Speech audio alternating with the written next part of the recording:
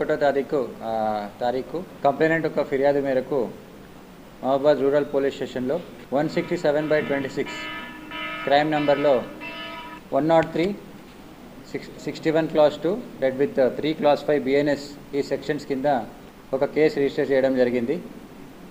Complainant తన కొడుకు హత్య గురించి ఇన్వెస్టిగేషన్ చేసి న్యాయం చేయమని ఒక రిక్వెస్ట్ చేశారు. దాన్ని బట్టి ఇన్వెస్టిగేషన్ రూరల్ సిఐ గారి ఆధ్వర్యంలో డిఎస్పీ గారు సూపర్విజన్లో ఇన్వెస్టిగేషన్ స్టార్ట్ చేశాము. ఇన్వెస్టిగేషన్లో మనకి తెలిసింది ఏంటంటే డిసీజ్డ్ యాకయ్య అలాగే అతని భార్యకి రిలేషన్షిప్ అంతా బాగాలేదని వాళ్ళిద్దరూ కూడా ఎప్పుడు కూడా కొంచెం గొడవ పడుతుండే అని డిసీజ్డ్ తండ్రి కంప్లైనెంట్ మనకి తెలియజేశారు. ఈ యాకయ్యకి డిసీజ్డ్కి కొంచెం వేరే వాళ్ళ సంబంధం ఉంది అని తనకి ఉన్న ఆస్తుల్ని వేరే వాళ్ళకి రాసిస్తారని అతని భార్య కొంచెం ద్వేషం పెంచుకొని ఆమెకి తెలిసిన అదే విలేజ్కి సంబంధించిన కృష్ణ అనే పర్సన్ని కాంటాక్ట్ చేసి వాళ్ళిద్దరూ కూడా A3 రామ్మోహన్ అని వాళ్ళ ముగ్గురు కూడా కలుసుకొని ఈయనని ఎప్పుడైనా చంపేయాలని 8 నెలల నుంచే కొంచెం ప్లాన్ చేసుకొని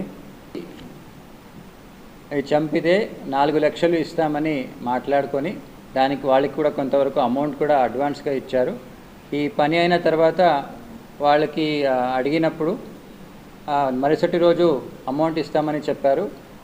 సో అదే విధంగానే వాళ్ళు A2 కృష్ణ తనకున్న పరిచయాల మేరకు తనకున్న కాంటాక్ట్స్ ద్వారా A5 A6 A7 వీళ్ళందరితో కలిసి ప్లాన్ చేసుకున్నారు.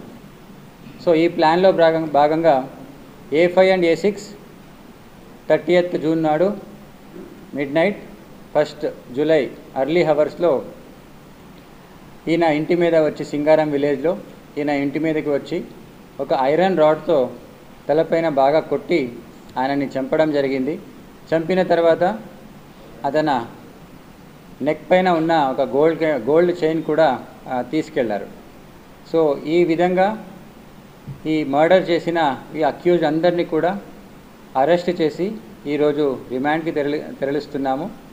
వీరి వద్ద నుంచి ఒక వెపన్, క్రైమ్ వెపన్ ఏముంది ఐరన్ రాడ్, అలాగే 7 సెల్ ఫోన్స్.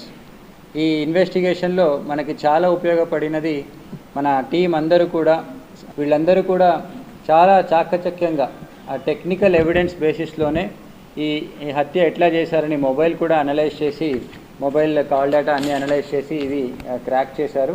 సో దీంట్లో భాగంగా 7 మొబైల్ ఫోన్స్ కూడా సీజ్ చేశాము. అలాగే క్రైమ్ కోసం వాడిన 2 మోటార్ సైకిల్స్ అండ్ ఆ గోల్డ్ చైన్ విక్టిమ్ డిసీజ్ నుంచి ఏం తీసుకెళ్లారో ఆ చైన్ కూడా సీజ్ చేసి రికవరీ చేయడం జరిగింది. ఈ ఇన్వెస్టిగేషన్లో ఈ మర్డర్ మిస్టరీని సాల్వ్ చేయడానికి చాలా కష్టపడిన ఈ మొత్తం టీం మెంబర్స్ అందరినీ కూడా నేను మంచిగా చాలా అప్రిషియేట్ చేస్తున్నాను.